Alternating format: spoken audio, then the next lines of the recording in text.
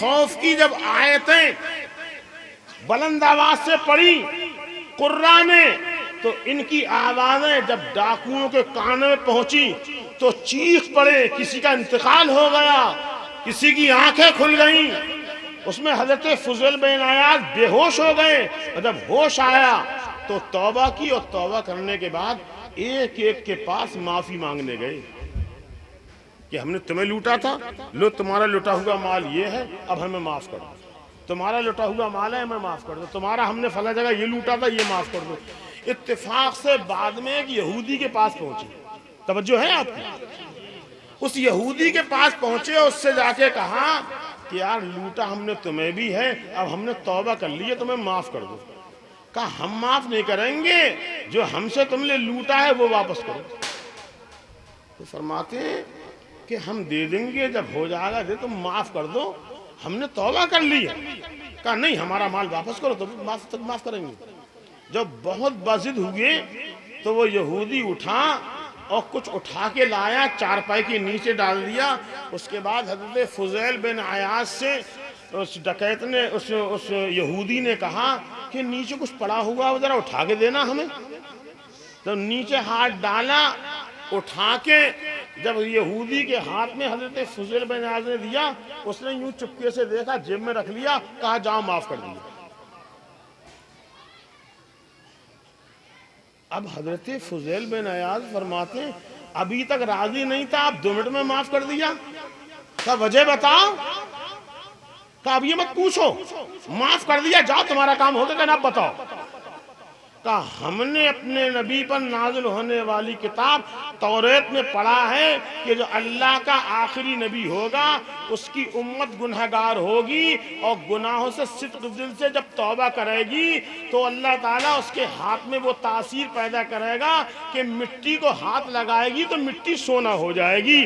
میں مٹی کا ڈھیلا لے کے آیا تھا، تم نے ہاتھ لگا کے مجھے دے دیا، وہ مٹی کا ڈھیلا نہیں ہے، دیکھو یہ سونے کی ڈلی ہے، سونے کا ڈھیلا ہے۔ مجھے یقین ہو گیا تم نے سچی توبہ کی ہے، اس لیے خدا نے تمہیں بدلا، اور تمہارا ہاتھ جس مٹی پر لگ گیا اللہ تعالیٰ نے اس مٹی کو سونے سے بدل دیا۔ مجھے یقین ہے تم نے سچی توبہ کی۔ تو تم اس کام کے لیے پیدا کیے گئے تھے، تم دوسروں کو بدلنے کے لیے آئے تھے، تم دوسروں کو اللہ اس کے رسول سے ملانے کے لیے آئے تھے۔ سمجھ رہے ہیں آپ؟ اب ہم سے جدا ہو گئے۔ ابھی تک جو ہم سے ملتے تھے، ہمارے نبی کا کلمہ پڑھتے تھے، ایمان لاتے تھے، آج وہی جو ہمارے نبی کا کلمہ پڑھ کر ہمیں دیکھ کے کلمہ پڑھتے تھے، آج ہمارے خون کے پیاسے ہیں، آج ہمارے کاروبار کے پیاسے ہیں، آج ہماری بزنسوں کے پیاسے ہیں۔ وجہ کیا ہے؟ طریقے مصطفیٰ کو چھوڑنا ہے۔ وجہ بربادی، اسی سے قوم دنیا میں ہوئی بے اقتدار اپنی۔ پریشانیاں ہمارے سامنے ہیں اور اسی کا خمیازہ بھی بھگت رہے ہیں۔ جس کے ذمے جو کام ہو، یہ مولانا جابر صاحب کے ذمے یہ مدرسہ کام ہے، تو لاکھ کوئی توجہ نہ دے تو نقصان نہ ہوگا اتنا بڑا، لیکن یہ توجہ نہ دے تو بہت بڑا نقصان ہوگا۔ کلمہ جنہوں نے نہ پڑھا ہے وہ راستے پر نہ چلے، کوئی بات نہیں ہے، لیکن جنہوں نے کلمہ پڑھا ہے ان کی ذمہ داری ہے کہ وہ دین پر چل کے دکھائیں۔ جب وہ دین پر چل کے دکھائیں گے تو اب تک جناب والا لوگ ہمیں دیکھتے تھے، ہمارے نبی کا کلمہ پڑھتے تھے۔ آج ہمارے سامنے جو آتے ہیں، جب وہ ہمیں دیکھتے ہیں تو دیکھتے وہ یہ ہیں کہ یہ لوگ ہم سے ہی بدتر ہیں، آج ہمارے خون کے پیاسے ہیں۔ اس کی کمی کوئی نہیں ہے، بات یہی ہے کہ ہم اپنے دین سے منحرف ہو گئے، اپنے دین سے بیزار ہو گئے۔ آج حال یہ ہے کہ قرآن خوانی بھی گھر پہ ہوتی ہے تو مدرسوں سے بچوں کو بلایا جاتا ہے۔ تمہارے گھر میں قرآن پاک پڑھنے والے کب پیدا ہوں گے؟ تمہارے گھر کی مائیں بہن بیٹیاں وہ قرآن کب پڑھیں گی؟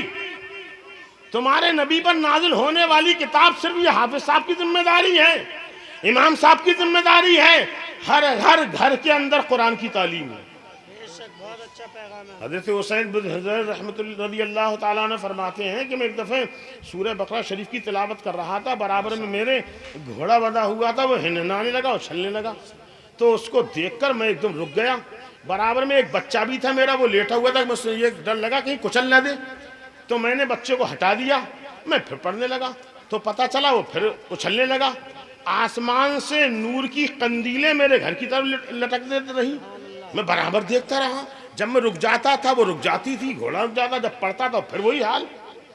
فرماتے یہ رات تک ماجرا رہا، صبح کو بارگاہ رسالت مآب صلی اللہ علیہ وسلم میں گیا، اور یہ سب رات کا منظر جب میں حضور کو میں نے بتایا تو میرے نبی ارشاد فرماتے ہیں تم جو رات قرآن پڑھ رہے تھے، تمہارے قرآن کا پڑھنا اتنا اچھا تھا کہ جنت کے فرشتے، قندیلیں نہیں تھی، جنت کے فرشتے تمہارا قرآن سننے کے لیے آئے تھے، تم صبح تک پڑھتے رہتے تو زمین والے آسمان والے فرشتوں کو ماتھے کی آنکھوں سے دیکھ لیتے۔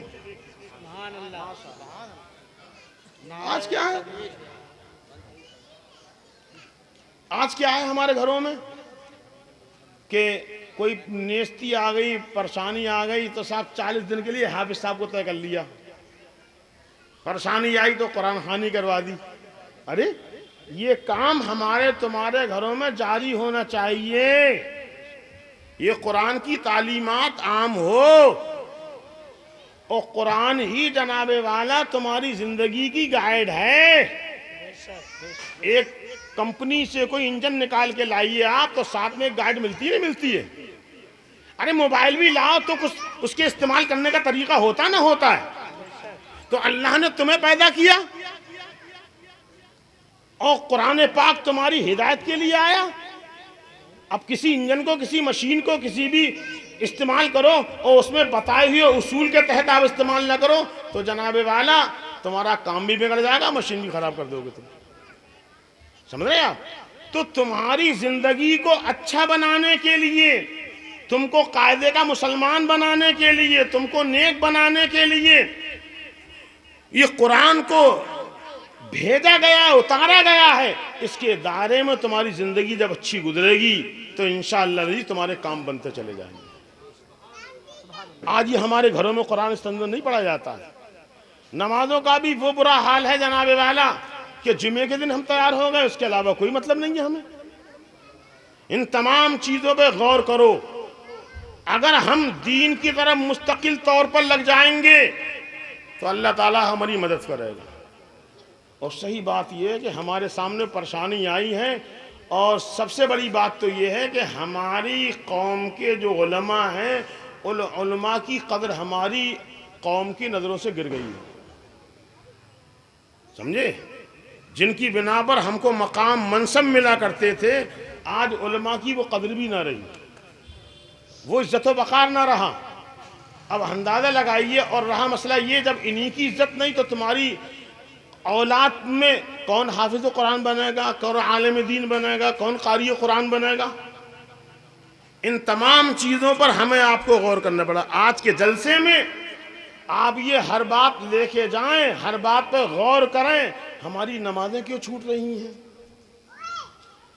اچھا آپ کو ایک مثال دے دوں آپ کو، یہ نمازوں کا جہاں تک معاملہ ہے ہمارے سے کتنی بڑی پریشانی ہے، ذرا غور کریں آپ۔ جب کوئی نماز نہیں پڑھتا ہے تو اللہ تعالیٰ کاروبار بند نہیں کرتا ہے، اللہ خوب دیتا ہے، لیکن اللہ تعالیٰ سجدوں کی توفیق چھین لیتا ہے۔ سب کچھ دے گا، سجدوں کی توفیق چھین لے گا۔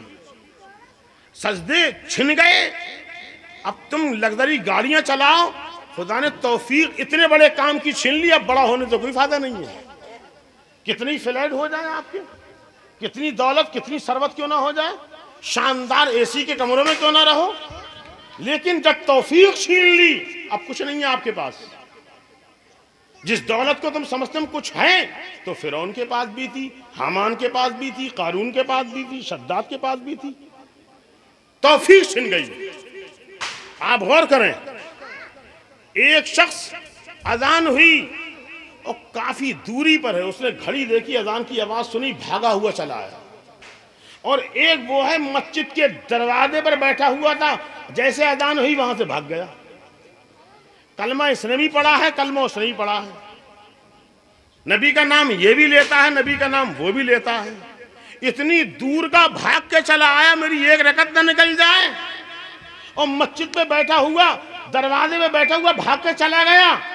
وجہ کیا ہے؟ پتہ یہ چلا خدا تعالیٰ جس کو توفیق دیتا ہے مسجدوں سے کوسوں دور ہو وہ بھاگ کے چلا جاتا ہے، اور جس سے توفیق چھین لیتا ہے مسجد کے دروازے پر بھی ہو تو اس کو سجدے کی توفیق نہیں ملتی، بھاگ جاتا ہے۔ اب اپنے گریبان میں جھانک کے دیکھو کہاں پہنچے بے نمازی، بننے کو کتنی بڑے بن جاؤ لیکن خدا نے توفیق چھین لی، اللہ نے توفیق چھین لی۔ گریبان میں جھانک کے دیکھو کہ مہینے بیت گئے، ہفتے بیت گئے، پورے سال بیت گئے جناب والا، اور ہم کو نماز کی توفیق نہ مل سکی۔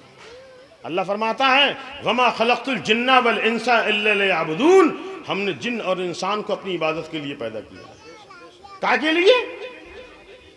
صرف ایک کام۔ کتنا کام؟ ایک کام، عبادت۔ اور خدا فرماتا تمہارے بارے میں خلق لکم ما فی الارض جمیعا، زمین میں جتنی چیزیں پیدا کی ہیں سب تمہارے لیے ہیں، سب تمہارے لیے۔ سر کے بالوں کے سے لے کر پیر کے نخن تک ذرا گن کے بتا دو کیسی کیسی نعمتیں خدا نے دی ہیں آپ کو۔ پھر زمین میں کتنی چیزیں پیدا کی ہیں، ہزارہا نعمتیں، ہزارہا دولتیں، ثروتیں سب خدا نے تمہیں دی۔ خلق لکم ما فی الارض جمیعا، زمین میں جو کچھ پیدا سب تمہارے لیے ہے، لیکن تم کس کے لیے ہو؟ وما خلقت الجن والانس الا لیعبدون، تم تو صرف ایک کام کے لیے میری بندگی کیے جاؤ۔ آج کوئی ایک احسان کر دیتا ہے، ایک بیٹا کسی کا جناب والا جیل جا رہا ہو اور کوئی جا کے بچا دے تو زندگی بھر باپ سلام کرتا ہے، زندگی بھر جھک کے سلام کرتا ہے کہ میاں ہمارے بچے کے ساتھ احسان کیا، جیل چلا جاتا پتہ نہیں کتنے دن کو جاتا۔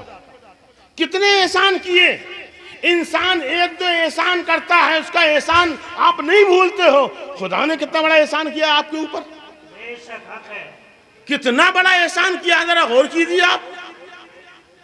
جو خدا نے احسانات کیے ہیں ذرا اس کی ایک مثال بتا دو۔ اللہ تعالیٰ نے آنکھ میں جو پلک ہے، پلک یہ آپ کو دیے، اس کو بولتے ہیں حاجب۔ حاجب، حاجب معنی عربی کے آتے ہیں پہرے دار کے۔ یہ آنکھ میں کوئی چیز خطرناک پڑ نہ جائے اس کے لیے پہرے دار ہے۔ کوئی چیز خطرہ آنکھ کو ہوتا ہے اس سے پہلے یہ پلک جو ہیں تیار ہو جاتے ہیں۔ کتنی نعمتیں ہیں خدا کی، بے شمار نعمتیں پانے کے بعد بھی جناب والا اللہ کا صرف تم سے اتنا ہے کہ میں نے تم کو اپنی بندگی کے لیے پیدا کیا، تم صرف اتنا کام کرو۔ تمہارے لیے کائنات کی ساری چیزیں پیدا کی ہیں، سب تمہارے لیے پیدا کیا ہے اور تم اتنے کام کے لیے۔ اب غور کیجئے، ہمارا آپ گریبان میں جھانک کے دیکھیں کہ خدا ہمارے ہزارہا کام بناتا ہے، سینکڑوں کام بناتا ہے، ہم چین سے سوتے ہیں۔ ارے اس بات پہ غور کرو کہ اٹھ کے جاؤ گے چین سے سو گے۔ کچھ ایسے بھی ہیں اسپتال میں پڑے ہوئے ہیں، ان کا شام کا پتہ نہیں، صبح کو پتہ نہیں، لاکھوں روپے لگا دیے ہیں گھر والوں نے، ابا بچ کے چلے آئیں، بچ کے چلے آئیں، خطرہ ہے، بچیں نہ بچیں۔ ایک تم ہو بستر پہ جا کے چین سے سو گے، صبح کو اٹھ جاؤ گے۔ بولو ایسا ہے کہ نہیں ہے؟ اسپتالوں میں ہزاروں زندگی کی بھیک مانگ رہے ہیں، بچ جائیں بچ جائیں۔ رب کا شکریہ ادا کرو تم اسپتال میں نہیں ہو، یہاں بیٹھے ہو تو اس کے شکریہ میں اتنا کافی ہے کہ اس کی بارگاہ میں چلے جاؤ، مسجدیں آباد کر دو، خدا کی بارگاہ میں سر جھکا دو۔ اور یاد رکھو جب بندہ سجدے میں جاتا ہے، سجدے میں، تو حضور فرماتے ہیں وہ اللہ تعالیٰ سے سرگوشی کر رہا ہوتا ہے۔ سرگوشی، سرگوشی جانتے ہو؟ ایک دوسرے کے کان پہ منہ رکھ کے باتیں کرنا، جو باتیں کرے وہ جانے، جس سے کی جا رہی ہیں وہ جانے، تیسرے کو کچھ نہ پتا۔ تو خدا کی بارگاہ میں بندہ سجدے میں جا کر سرگوشی کرتا ہے۔ اب اندازہ لگاؤ اتنا قریب پہنچ گیا، اتنا قریب پہنچ گیا، دونوں کے بیچ کی بات ہے، تیسرے کو نہ پتا، خدا کی کتنا قریب پہنچا وہ، کتنا قریب پہنچا۔ ایک سجدے میں ایک بار، دو سجدے میں دو بار، تین سجدوں میں تین بار۔ اب اندازہ لگاؤ فجر کی نماز میں کتنی بار پہنچ گیا وہ، ظہر میں کتنی بار پہنچا، کس کی بارگاہ میں پہنچا؟ رب العالمین کی بارگاہ میں، جو سانسیں چلا رہا ہے، نبض چلا رہا ہے، تم سو جاتے ہو تمہارے دل کی دھڑکنیں چلا رہا ہے، اگر تھوڑی دیر کے لیے بند ہو جائے تو کیا ہوگا؟ سب دنیا ویران ہو جائے گی۔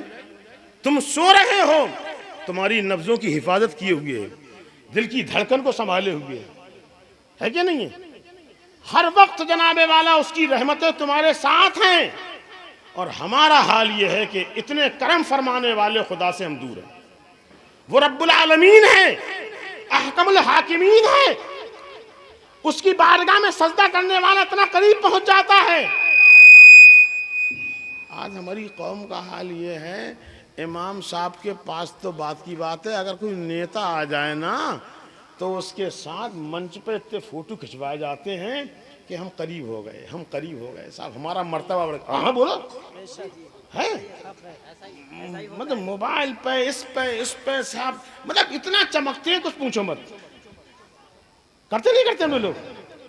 وہ کتنے دن کا ہے یار؟ 5 سال کا مشکل سے، اور وہ بھی بے نمازی، دین سے دور، جہنم میں جانے والا، جب مسلمان نہیں ہے اس کے ساتھ اتنے فوٹو کھنچوائے جاتے ہیں کائے کے لیے کہ ہمارا مقام اونچا ہو گیا۔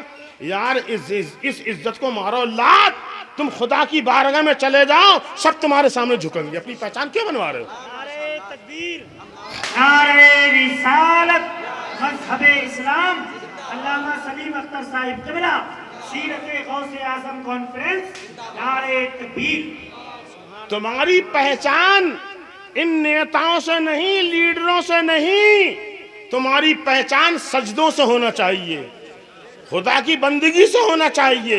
میری ماں بہنیں بھی آئی ہیں، وہ بھی کان کھل کے سن لو، تم میں کوئی نبی تو نہ بنایا گیا، تم میں کوئی رسول تو نہ بنایا گیا، لیکن ہاں گودوں میں تم نے نبی کو، رسولوں کو، ولیوں کو تم ہی نے کھلایا ہے۔ آج کیوں نہیں کھیلتے تمہاری گود میں غوث اعظم؟ آج کیوں نہیں کھیلتے تمہاری گود میں نظام الدین اولیاء؟ آج فرید گنج شکر تمہاری گود میں کیوں نہیں کھیلتے ہیں؟ یہ سب تمہاری گود کے کھلائے ہوئے تھے، وجہ کیا تھی؟ حضرت فرید گنج شکر رحمۃ اللہ تعالی علیہ اپنی والدہ سے کہتے ہیں، امی جب سے میں نے ہوش سنبھالا ہے میری تہجد کی نماز نہیں چھوٹی ہے۔ تو ماں نے کہا بیٹا اس میں تمہارا کمال تھوڑی ہے، ہمارا کمال ہے۔ کہ بیٹا اماں تمہارا کمال کیا ہے؟ نماز ہم پڑھتے ہیں، ٹھنڈے پانی سے وضو ہم کرتے ہیں، نیند قربان ہم کرتے ہیں، تم تو سوتی ہو۔ ماں نے کہا بیٹے مجھ میں کمال نہ ہوتا تو تجھ میں کہاں سے آتا؟ کہا تمہارا کیا ہے؟ کہا بیٹا تو جب سے بہوش ہوا ہے تب سے تو نے تہجد کی نماز نہیں چھوڑی ہے۔ کون سی نماز؟ 5 وقت والی نہیں، 5 وقت کی نہیں، وہ سی والی جس میں ہم جیسے بھی سوتے رہتے ہیں۔ کہا بیٹا جب سے تو نے ہوش سنبھالا تو نے وہ نہ چھوڑی تہجد کی، اور میرا کمال یہ ہے جب سے تو دنیا میں آیا ہے تجھے میں نے دودھ کبھی بھی بغیر وضو کے پلایا نہیں۔ نعرہ تکبیر، نعرہ رسالت، نعرہ غوثیہ، مسلک اہل سنت، مولانا شکیل احمد رضوی، نعرہ تکبیر، نعرہ رسالت، نعرہ رسالت، مولانا شکیل احمد صاحب رضوی، نعرہ تکبیر، نعرہ رسالت۔